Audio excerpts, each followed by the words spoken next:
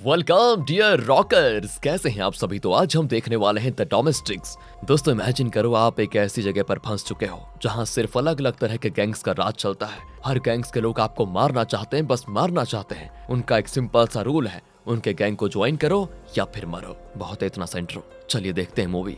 तो मूवी की शुरुआत अमेरिका के एक शहर से होती है जहां की पॉपुलेशन दिन प्रतिदिन बढ़ती जा रही है। अगर पॉपुलेशन को कंट्रोल नहीं किया तो आगे बहुत बड़ा खतरा बन सकता है। इसलिए सरकार एक फैसला लेती है कि वो हवा में एक जहरीली गैस छोड़कर शहर के लोगों को मार देगी। जितने मरे ठीक, और जो बच गए वो ही सिर्फ यहाँ पर रहेंगे। बड़ा ही वाहियात किस्म का आइडिया लगाया होता है सरकार ने पॉपुलेशन को कम करने का। बताओ, लोगों को जहर देकर मारने का। अब इस चीज को करने के लिए प्लेन से जहरीली गैस शहर में छोड़ दी जाती है। बेचारे शहर के लोग इस चीज से अनजान कि सरकार ने उनको मारने का बंदोबस्त करके रखा हुआ है। उस गैस की वजह से देखते देखते लाखों की तादाद में लोग मारे जाते हैं और कुछ बुरी किस्मत वाले लोग बच जाते हैं। जी हाँ दोस्तों, जो बचे हुए हैं उनकी किस्मत बहुत ही खराब है, क्योंकि अब शहर के अंदर बदमाशों ने मिलकर छोटे छोटे गैंग्स बना लिए हैं। सरकार को तो इससे कोई मतलब ही नहीं है, क्योंकि उनका पॉपुलेशन को खत्म करने का प्लान सफल जो हो गया है। अब पॉपुलेशन खत्म होने के बाद नई शुरुआत क्या होगी? नए गैंग्स बन गए जो बचे कुछ लोगों को अपनी गैंग्स में शामिल करने के लिए कह रहे हैं, और ना शामिल होने पर उनको मार भी देते हैं। वैसे तो मूवी में बहुत सारे गैंग्स हैं, तो उनमें से जो इम्पोर्टेंट है मैं उनके नाम आपको बता देता हूँ। उनके नाम है Nailers, Pro Boys, Gamblers, Cherry Sheets. ये सारे तो गैंग्स के नेम हैं, पर वो लोग जो जिंदा बचे हैं और गैंग्स में शामिल नहीं होना चाहते, एक नॉर्मल सुकून भरी जिंदगी जीना चाहते हैं, उन्हें डोमेस्टिक्स कहा जाता है। और यही डोमेस्टिक्स शिकार है उन गैंग्स का। अब हमें मार्क को दिखाया जाता है जो उसी शहर में रहता है जहाँ मतलब गैंग्स रहते हैं। मार्क की पत्नी नीना है जिसके पेरेंट्स मिलवॉकी शहर के अंदर रहते हैं। तो नीना उनसे रेडियो पर कांटेक्ट किया करती है, लेकिन पिछले 2 हफ्तों से उनकी तरफ से कोई जवाब नहीं आ रहा। इसीलिए नीना चाहती है कि वो मिलवॉकी जाए। हो सकता है वहां पर कोई गैंग्स ना हो, तो मार्क के साथ वो अपने पेरेंट्स के घर पर सुकून भरी जिंदगी बिता सकती है। अब मार्क क्या है ना, वो जाना तो नहीं चाहता, क्योंकि उसे पता है कि वो जगह भी सेफ नहीं होगी। किसको पता है कि वहां पर गैंग्स हो या ना हो, लेकिन तब भी वो नीना के लिए वहां जाने को तैयार हो जाता है, क्योंकि पहले इसी बात के ऊपर बहस होते होते इनका मामला डिवोर्स तक पहुंच चुका था। पर मार्क नीना के साथ अपना रिश्ता बरकरार रखना चाहता है, इसीलिए वो उसकी वजह से अपना सामान पैक करना शुरू कर देता है ताकि मिलवॉकी जा पाए। मार्क का दोस्त उसे मना भी करता है कि यार मत जा, वहां तक पहुंचना शेरों के जंगल से गुजरने के बराबर है। रास्ते में कई सारी गैंग्स तुम दोनों को मार भी सकती है। लेकिन नीना की जिद की वजह से मजबूरन मार्क को वहां जाने का फैसला करना पड़ता है, जो कि अब बदलेगा नहीं। मार्क जैसे ही गैराज से गाड़ी निकालने वाला होता है, तभी वहां पर नेलर्स गैंग के कुछ लोग पहुंच जाते हैं। इसलिए मार्क और नीना बड़ी सावधानी से गाड़ी के अंदर ही छुप जाते हैं, क्योंकि अगर गैंग वालों ने उनको देख लिया तो वो उन्हें मार देंगे। पर तभी वहां पर शीट्स गैंग के मेंबर भी आ जाते हैं, जिन्होंने नेलर्स के ऊपर हमला कर दिया था, क्योंकि सारे गैंग वाले एक दूसरे से नफरत भी करते हैं। शीट्स गैंग वाले मार्क को देख भी लेते हैं, लेकिन इससे पहले वो उसे शूट कर पाते। मार्क गैराज का दरवाजा गाड़ी की मदद से तोड़कर तुरंत वहां से भाग निकलता है। इससे उसकी जान बच जाती है। अब थोड़ी दूर आने के बाद रास्ते में उन्हें एक घर दिखाई देता है, इसलिए मार्क आज रात वहीं रुकने का फैसला करता है, क्योंकि अंधेरा होने वाला है और अंधेरे में गैंग्स के मेंबर्स और ज्यादा एक्टिवेट हो जाते हैं। मार्क गन को लेकर डरते हुए घर के अंदर आता है, ताकि अगर कोई गैंग का मेंबर पहले से घर में मौजूद हो तो उसे मार पाए। घर में कोई मौजूद होता है, लेकिन जिंदा नहीं। घर के मालिक की लाश बेड पर पड़ी होती है, जिसे किसी गैंग वालों ने ही बड़ी बेरहमी से मार दिया। मार्क फिर उन दोनों की लाश को कपड़े से बांधकर बेसमेंट में डाल देता है, वरना ऐसी बुरी हालत में घर के अंदर लाश पड़ी रही तो नींद आखिर किसको आएगी? बदबू आती रहेगी ना। तो वहीं नीना मिलवॉकी में अपने माता पिता को फिर से कांटेक्ट करने की कोशिश करती है, लेकिन इस बार भी वहां से कोई जवाब नहीं मिलता। इसके बाद वो दोनों रात को घर में ही सो जाते हैं। ये तो आराम से सो गए थे, पर उनको सोते हुए घर के बाहर से एक आदमी देख लेता है। वो वैसे किसी गैंग का मेंबर तो नहीं लग रहा, लेकिन शराबी जरूर है। अगली सुबह जब वो शराबी बंदा अपने एक साथी के साथ कहीं जा रहा होता है, तभी नेलर्स उसे पकड़ लेते हैं। गैंग का लीडर बेला, जिसने अजीब सा मास्क लगाया होता है, वो उस शराबी से कहता है कि हमारे नेलर गैंग में शामिल हो जा, सब कुछ करने को मिलेगा, एकदम राज करेगा। लेकिन वो शराबी इसके लिए तैयार नहीं होता, इसीलिए नेलर्स उसे मारने वाले होते हैं कि तभी खुद को बचाने के लिए वो शराबी कहता है कि पता है तुम्हें, पास ही के घर में मैंने एक लड़का और एक लड़की को देखा। आसपास लड़की मिलना मुश्किल है, तो चाहो तो लड़की को उठा सकते हो वहां से, पर मुझे जाने दो। ये सुनकर बेला बड़ा खुश हो जाता है। वाह कि क्या जानकारी दी है तुमने, महीनों से किसी लड़की की शक्ल नहीं देखी, अब तो मजा आ जाएगा। शराबी भी खुश हो जाता है कि चलो मेरी जान बच गई, लेकिन बेला उसे ज्यादा देर खुश होने का मौका नहीं देता और वहीं पर उसकी जान ले लेता है, जिसके बाद वो उसी घर में जाने के लिए निकल जाता है। इधर घर में जैसे मार्क की आंख खुलती है, उसे सामने से 2 नेलर्स गैंग के मेंबर आते हुए दिखाई देते हैं। ये देखकर वो घबरा जाता है कि अब क्या करें, और तुरंत ही नीना के साथ घर के एक कमरे में छुप जाता है। नीना भी बहुत ज्यादा डरी भी होती है। उसको डरा हुआ देखकर मार्क एक स्क्रू ड्राइवर ले लेता है, क्योंकि अगर गन लेने के लिए जाएगा तो नेलर्स को पता चल जाएगा कि घर में कोई मौजूद है। तो वहीं नेलर्स घर के कमरों की अच्छे से तलाशी करते हैं, पर जैसे ही एक नेलर उस कमरे में घुसने वाला होता है जिस कमरे में नीना मौजूद है, पीछे से मार्क वहां कर स्क्रू ड्राइवर सीधे उसकी गर्दन के अंदर आर पार कर देता है, जिससे वो नेलर वहीं पर मारा जाता है। इसके बाद मार्क बेला की ओर बढ़ता है, जो दूसरे कमरों को चेक कर रहा था, और तभी पीछे से मार्क उस पे हमला कर देता है और उसकी आंख में घुसा देता है स्क्रू ड्राइवर। बेला के भी वहीं जान ले लेता है। मानना पड़ेगा दोस्तों, क्या जबरदस्त तरीका है। इसके बाद मार्क और नीना भी मिलवॉकी के लिए निकल जाते हैं, पर हमें दिखाया जाता है कि कोई स्नाइपर की मदद से उन पे नजर रखे हुए है। तो अब जैसे वो दोनों आगे बढ़ते हैं, उन्हें रास्ते में बंद पड़ा सुपरमार्केट दिखाई देता है, इसलिए वो दोनों उसमें से जो जरूरत का सामान होता है उसे निकाल लेते हैं, ताकि रास्ते में अगर भूख लगे तो काम आ जाए। लेकिन तभी वहाँ पर वो बंदा आ जाता है जो उन पर नजर रखे हुए है। उसका नाम नाथन होता है। वो मार्क से कहता है कि अपनी बंदूक नीचे रखो वरना शूट कर दूंगा।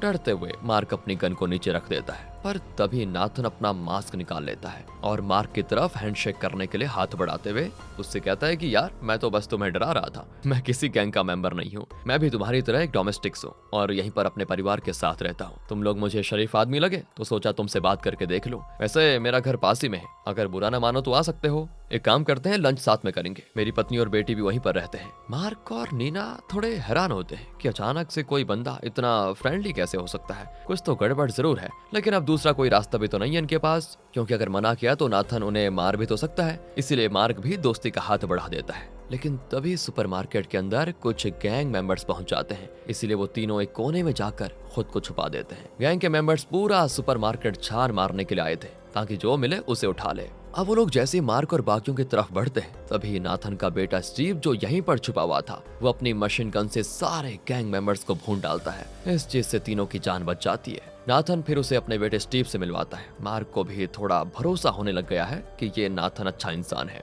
कई सारे गन्स वगैरह हैं इसके पास, इसीलिए ये आराम से यहाँ अपने परिवार के साथ रह पा रहा है। तो इसीलिए वो और नीना नाथन की गाड़ी में बैठकर उसके घर के लिए निकल जाते हैं, ताकि लंच साथ में कर पाए। अब ये लोग सुपरमार्केट से निकले थे कि तभी वहाँ पर प्लो बॉयज गैंग के लोग पहुंच जाते हैं, जिन्होंने उन सभी को घेर लिया होता है। नाथन उन दोनों से कहता है कि तुम लोग गाड़ी में रुको, मैं उनसे बात करके आता हूँ। इतना कहकर नाथन प्लो बॉयज गैंग के लीडर जिम से बात करने जाता है और उससे कहता है कि देखो, ये दोनों मेरे मेहमान हैं, तो इन्हें कुछ मत करना, वरना हाँ तुम्हारे लिए अच्छा नहीं होगा, पहले बता रहा हूँ। और दोस्तों, गाड़ी के अंदर से स्टीव ने मशीन गन रेडी रखी होती है कि अगर जिम मना करेगा तो वो सीधे मशीन गन से उड़ा देगा सभी को। लेकिन मशीन गन को देखकर जिम थोड़ा सा घबरा जाता है और डर के मारे वो नाथन को चुपचाप जाने देता है। इसलिए नाथन भी अपनी गाड़ी में सवार होकर घर की ओर निकलता है। लेकिन ये लोग वहां से निकले ही थे कि हम दूर खड़े बेला को देखते हैं, जिसकी आंख में, आपको याद होगा, अभी मार्क ने स्क्रू ड्राइवर घुसा दिया था। वो अभी वैसे जिंदा है, उस समय तो लग रहा था कि मर गया, लेकिन अभी जिंदा है। और अभी वो मार्क का पीछा करते करते ही यहाँ पर पहुंच गया, क्योंकि उसे पता चल गया था कि ये मार्क नाथन के घर ही जा रहा है। इसीलिए वो भी नाथन के घर की ओर ही निकल जाता है, ताकि वहीं मार्क की जान ले पाए। अब घर के अंदर आने के बाद नाथन उन दोनों को अपनी पत्नी और बेटी से मिलवाता है, जिन 4 लोगों का परिवार ऐसे माहौल में भी बड़ी हंसी खुशी के साथ रहता है, मानो कि बाहर सब कुछ नॉर्मल हो।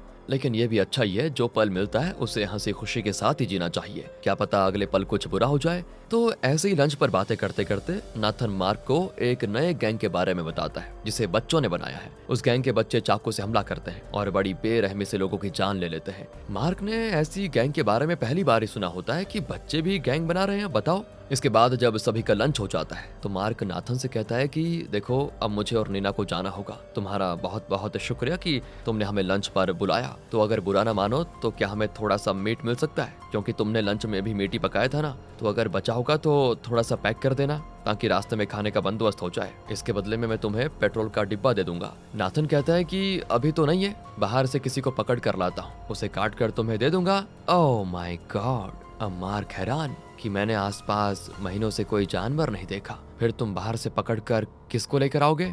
नाथन बड़े कैजुअली कहता है कि किसको क्या, इंसान को और किसको? जो मीट अभी अभी हमने लंच में खाया वो इंसान ही का तो था।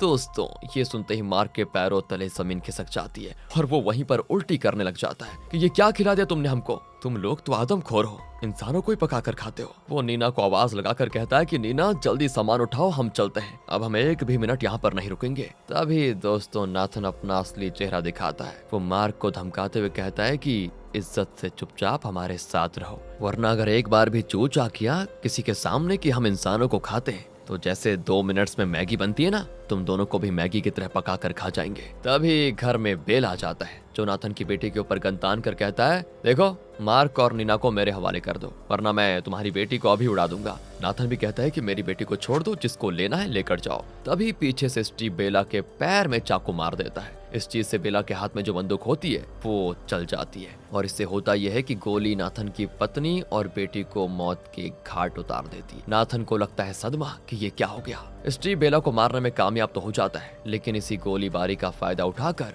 मार्क नीना के साथ तुरंत वहां से भाग जाता है ताकि अपनी और नीना की जान बचा पाए, वरना नाथन तो पागल ही हो गया था, पता नहीं इन दोनों को मार न दे। अब रास्ते में नीना मार्क से कहती है कि ये क्या किया तुमने, नाथन और उसके परिवार को मरता हुआ छोड़ दिया। अरे तुम्हें किसी की परवाह है भी कि नहीं, उन्होंने हमारी मदद की, हमें भी उनकी मदद करनी चाहिए थी। मार्क कहता है कैसी बात कर रही हो, वो लोग अच्छे नहीं थे इसलिए तो मैं वहां से भाग आया, और अब सवाल ज्यादा मत करो चलो। दोस्तों अभी तक मार्क ने नीना को ये नहीं बताया है कि नाथन ने हमें इंसान का मीट खिलाया, क्योंकि अगर वो बताएगा तो शायद वो ज्यादा सोचेगी तो उसकी तबीयत खराब हो जाएगी। इसी बात से अनजान नीना और मार्क की बहस फिर से शुरू हो जाती है। तभी दूर से दोस्तों उन पर नजर रखे हुए कुछ गैंग मेंबर्स गोली चला देते हैं। ओह नो यार, ये गोली सीधे नीना के कंधे पर लग जाती है। मार्क घबरा जाता है कि ये क्या हो गया, इसलिए वो तुरंत गाड़ी वहां से भगा कर लेकर आता है। इधर नाथन जिम को रेडियो से कांटेक्ट करके कहता है तुझे लड़की चाहिए ना, तो नीना को उठा ले, साथ ही मार्क को भी मार देना। ये सुनकर जिम खुश हो जाता है और उन दोनों को मारने के लिए अपने साथियों के साथ जैसे ही निकलने वाला होता है कि तभी उसे उसके साथियों की सिर्फ लाशें दिखाई देती है, क्योंकि चेरी गैंग की लड़की बैथ ने यहाँ पर आकर जिम के सारे साथियों को मार दिया था।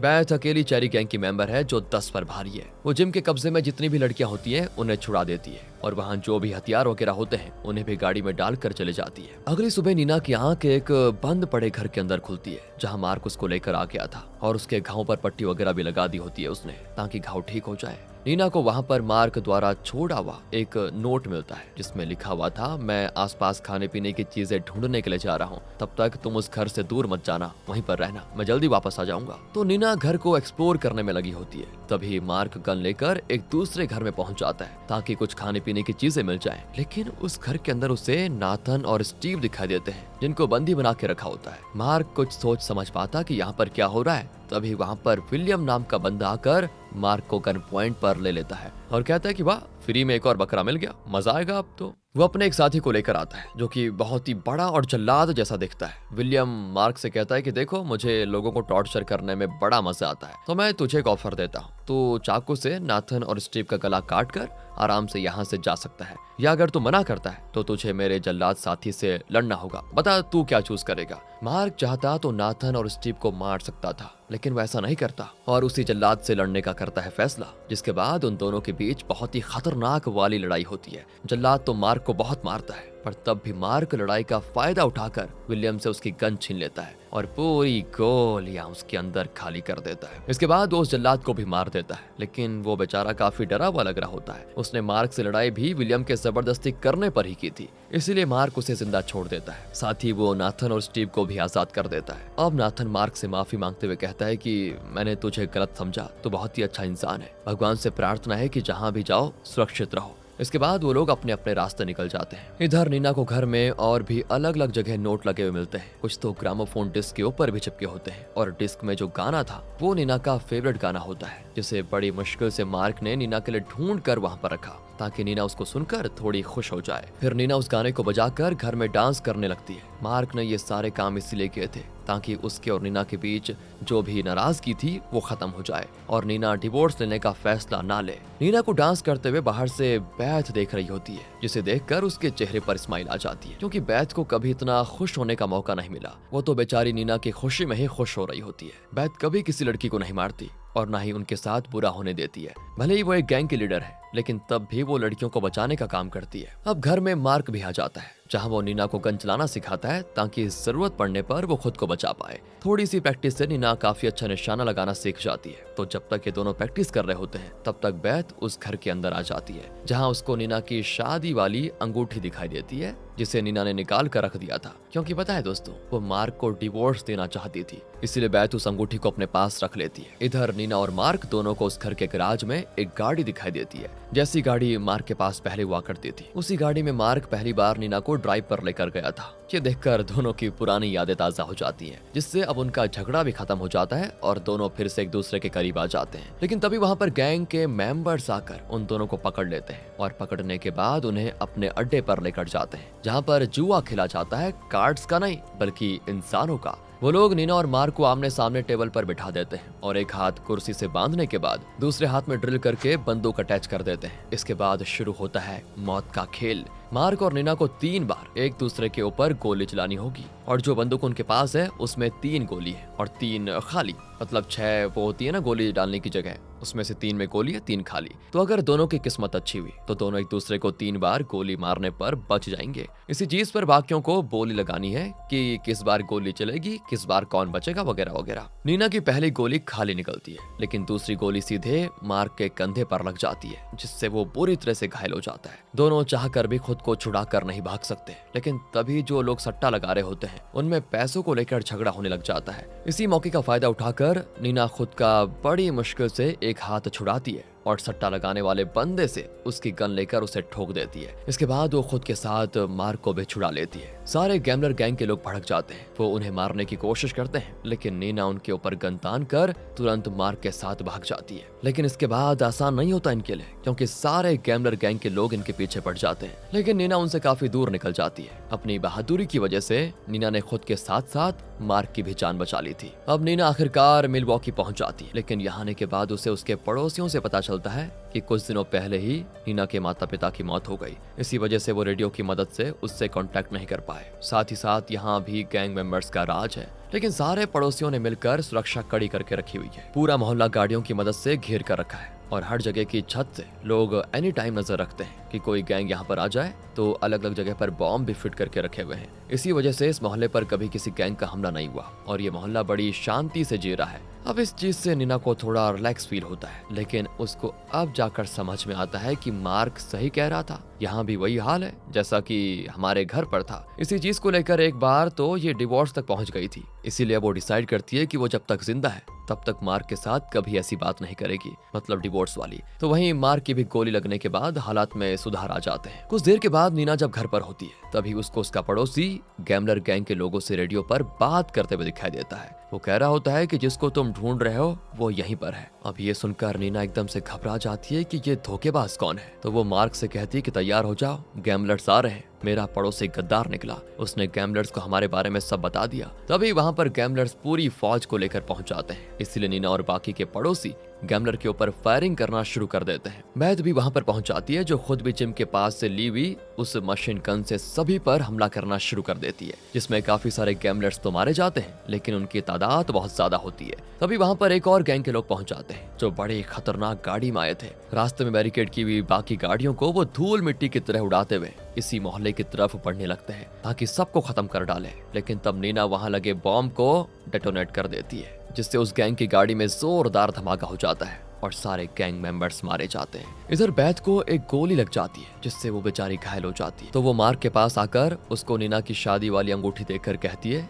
ये अंगूठी उसे दे देना और कहना कि आगे कभी ना उतारे। इतना कहते गैमलर गैंग के लोग बेचारी को शूट करके मार डालते हैं। इसके बाद वो मार्क को भी शूट करने वाले होते हैं, लेकिन नीना वहां पर आकर उन्हें मार डालती है। इससे सारे गैमलर्स का धीरे धीरे खात्मा हो जाता है। सिर्फ वो गद्दार पड़ोसी बचा होता है। नीना जैसे उसको मारने जाती है, उसे वहां पड़ोसी की लाश मिलती है और सामने बच्चे के खून से बने पैरों के निशान दिखाई देते हैं। मतलब कि ये वही बच्चों का गैंग है जो लोगों को मारता है। वो जैसे बाहर आकर देखती है उसे उसके पड़ोस में रहने वाली बच्ची दिखाई देती है जिसके पैर खून से सने हुए थे। मतलब ये बच्ची उसी गैंग की मेंबर है जिसने पड़ोसी को मार दिया। इसके बाद नीना मार्क के पास आती है जो उसे दोबारा से वही अंगूठी पहना देता है। नीना फिर उसे एक्सेप्ट कर लेती है क्योंकि अब वो मार्क को डिवोर्स कभी नहीं देना चाहती। इसके बाद वो दोनों मिलवॉकी से भी निकल जाते हैं ताकि किसी और सेफ जगह की तलाश में आगे बढ़ पाएं। और दोनों एक साथ पहली बार इतने खुश नजर आ रहे होते हैं। इसी मिक्स फीलिंग के साथ ये मूवी यहाँ पर खत्म होती है। बाकी अगर आपको वीडियो अच्छी लगी हो, स्टोरी अच्छी लगी हो, एक्सप्लेनेशन अच्छा लगा हो तो लाइक कीजिए, चैनल को सब्सक्राइब, ध्यान रखिएगा अपना। Thanks for watching.